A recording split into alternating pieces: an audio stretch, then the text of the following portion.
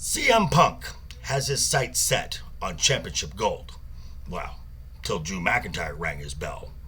As the WWE moves to Bad Blood, and Punk and Drew move even closer to Hell in a Cell. And here we go.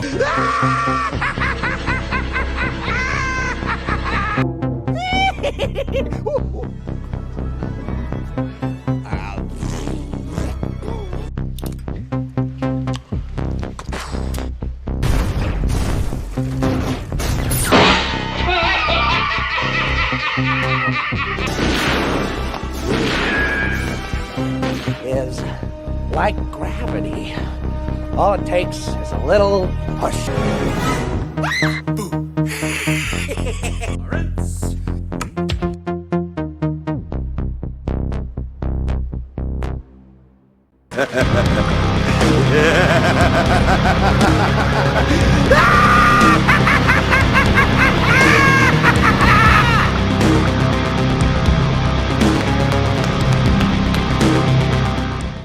What's up, guys? How you doing? Welcome back to the channel. Glad you stopped by. And if you're brand new, welcome. Grab a seat and stay a while. But do me a couple favors first. Go down and hit that subscribe button. Go next door, ring that bell. Make sure it says all so you know when the next video pops up. Hit that like button, and before you head out, drop a comment. And if you're one of the regulars here, welcome back for another round. I ask that you also hit that like button. And before you leave, drop a comment, because YouTube does love the comments. And of course, share the video out on all social media. All right, Monday Night Raw from Denver, Colorado. The show directly following the premium live event. It was okay. Okay. Let's just say the raucous crowd from the Bash in Berlin, Denver didn't quite measure up. We've seen much better crowds. Now, the show did have a new face on the commentary team, as Joe Tessitore from ABC Sports and ESPN joined Wade Barrett.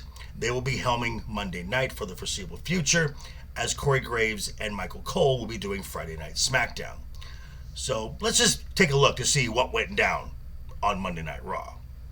And here we go. So Rhea Ripley kicked off the show in the ring, cutting a promo, talking about her win with Damian Priest at Bash in Berlin, specifically her pinning the women's world champion Liv Morgan, obviously claiming that she deserves a title match against Liv Morgan for the title that she never lost. Now, Dirty Dominic Mysterio interrupts so Liv can do a blindside attack. Rhea, while fighting them off, gets caught in the rope, and this created an ankle injury angle that played out throughout the show. The segment ended with Damian Priest, of course, coming in to save his Terror Twin compatriot. Now, our first match of the night had the members of American Made, that being the Creed brothers and Ivy Nile, versus Alpha Academy, Otis, Akira Tozawa, and Maxine Dupree. So my match was fun. It was actually a lot of fun to watch. Toward the end, when all the boys were on the outside of the ring, Maxine hits a Northern Lights suplex and a back-spinning heel kick to force Ivy into the corner. Chad Gable jumps up on the apron to distract Maxine. He himself eats a heel kick.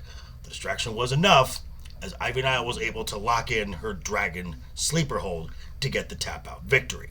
Now, after the match, Chad Gable and Alpha Academy, American Made, is standing tall, and they lay out a challenge to the Wyatt Six for the following week for an 8-man hardcore street fight match. Ask and you shall receive, as out comes Uncle Howdy, again flanked by the rest of the Wyatts, as they gladly accept. The next match of the night had Zelina Vega versus Shayna Baszler of the Pure Fusion Collective. It's a stupid name. She got beat fairly quickly, and as the three heels decided to beat her up, out comes Lyra Valkyria. Haven't seen her in a while.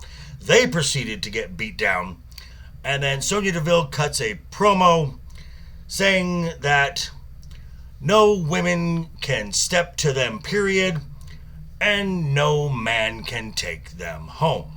I'm sure there are hearts breaking all over the world hearing that news. CM Punk as I mentioned at the top, took his place in the ring to talk about his victory at Bash in Berlin.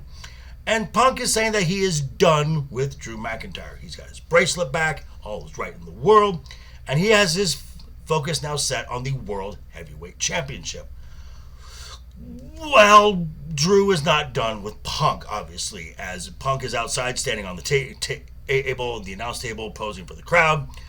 Drew comes out from under the ring, swipes his legs out from under him, hits him with a claymore, knocks his shoe completely off, goes back into the ring, takes the bracelet, rips it apart, takes all the little beads, puts them in Punk's mouth as Punk stands up, hits him with a claymore again, and then sends Punk to a local hospital.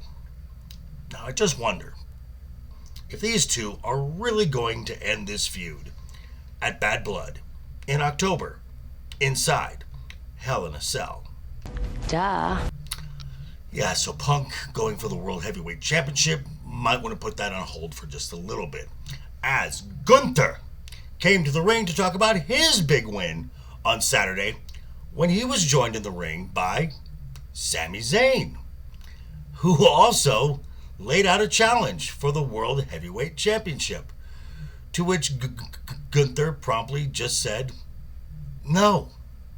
Now, this didn't sit well with Sami, as he called him a coward, saying that Sami Zayn is the only one to have beaten Gunther since coming to the WWE. Well, you're wrong. Apparently, Sami forgot that while in NXT, Gunther suffered a loss at the hands of Braun Breaker, and in NXT UK, his only loss was when he relinquished the NXT UK Championship to Ilya Dragunov. Now, speaking of Ilya Dragunov, we had our first of two triple threat matches to qualify for the winner-take-all Fatal 4-Way for the number one contender for the Intercontinental Championship. God, that's a mouthful. Now, this was between Dominic Mysterio, Dragon Lee, and Ilya Dragunov. Now, Carlito came out to the ring to interfere with Dragon Lee.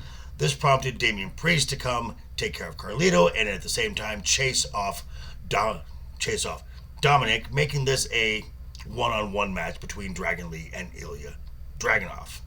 Ilya hits one of his signature moves, the Torpedo Moscow, to pick up the win and advance to the Fatal 4-Way.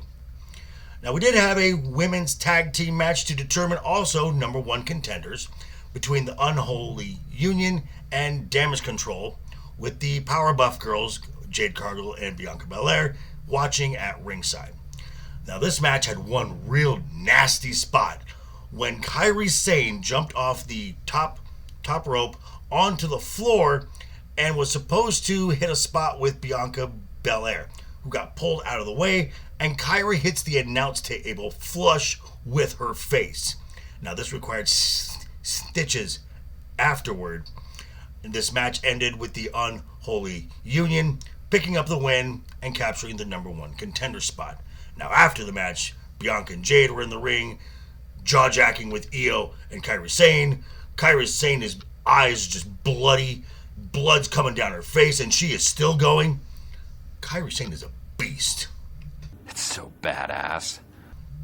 Now, we did have a backstage segment with Jey Uso and Jackie Edmond, and they were joined by the Intercontinental Champion Braun Breaker. Braun told Jey to drop out of the Fatal 4-Way tournament because he will lose, since no member of Jey's family, the Anoa'i family, has ever beaten a member of Braun's family, the Steiners. This got Jey's attention, and Jey said not only will he win the Fatal 4-Way, but he's going to win the Intercontinental title, and he's going to whoop Braun's ass in the process. Wow. It seems like there's something brewing here. I don't know, maybe a little bad blood? See what I did there? And speaking of the triple threat matches for the Fatal 4-Way, we came up to the last one of the tournament. This was featuring Ludwig Kaiser, Sheamus, and not Bronson Reed, who was not medically cleared after contracting the COVID-19 virus. So taking his place is Braun Strowman. This match was rather quick. Pete Dunne interfered with Sheamus, taking him out of the equation. As an obviously not 100%, Braun Strowman pinned Ludwig Kaiser to advance. So the Fatal 4-Way will be Pete Dunne, Jey Uso, Ilya Dragunov, and Braun Strowman. And that brings us to the main event of the night, and this fed off the opening segment as Damian Priest was looking to get his hands on any members of Judgment Day and needed to find himself a tag team partner. Rhea decides to call in a favor. Yeah, I think we know where this is going. So we get the tag team champions, Finn Balor and JD McDonough, versus Damian Priest and Jey Uso. Now, despite interference from Liv Morgan, Rhea Ripley chasing off Liv Morgan, these two former foes who have never teamed together defeated the tag team champions. It's ended with the three baby faces standing tall in the ring and gave the crowd a nice big triple yeet. Seriously? So, new angles announced and pushing forward to Bad Blood. Coming off of Bash in Berlin, the show was, as I said, meh, but we got time to pick up some speed. But then again, these were just my thoughts. I'm going to turn it back over to you. Let me know what you think down below in the comments. Be sure to check me out tonight as we'll be discussing some of this. And again, the new segment, If You Have the Pen, where myself and the panel will fantasy book the 2025 Men's Royal Rumble. All that on Wednesday night is overbooked. But yeah, thanks for stopping by, folks. Again, quick reminder before you head out the door, hit that subscribe button, ring that bell. If you liked the video, give it a thumbs up. If you didn't like the video, hey, thanks for sticking around this long. I appreciate that. And I will see you folks all very soon. Hope you're having a great week. Have a great rest of the week ahead of you. And always have fun. Hashtag keep talking. And always keep that smile on your face. Toodles.